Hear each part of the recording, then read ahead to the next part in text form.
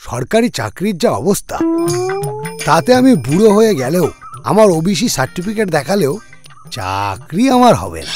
তাই ভাবলাম যে মন্দিরে গিয়ে একটু পুজো টুজো দিয়ে যদি শনির দশাটা কাটে। শনির দশা কাটলো? আমি মন্দিরে পুজো দিয়ে ফিরছি, ব্যাস মন্দিরের সিঁড়ির সামনে একটা ভিখারি আমার পা ধরে টানছে, দাদা মিনিমাম 5 টাকা দিন। ব্যাস কমার্স স্টুডেন্ট তো, সঙ্গে সঙ্গে হিসেব করে ফেললাম, আরে মশাই প্রাইমারি স্কুলের শিক্ষকের থেকেও বেশি ইনকাম। বলুন না আপনি কি করেন? আমি সাংবাদিক। ও বুঝেছি। কারোর অ্যাক্সিডেন্ট হলে তার মুখের সামনে ক্যামেরা ধরে জিজ্ঞেস করেন আপনার এখন কেমন লাগছে।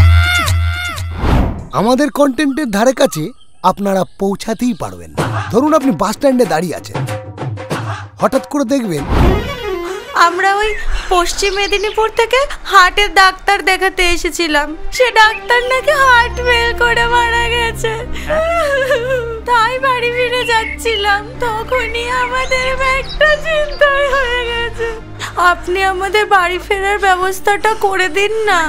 ওটা আমারই কনসেপ্ট। আসলে ওই বউ আর বাচ্চা ওই লোকটার কেউ না, দে আর অল বিজনেস পার্টনার।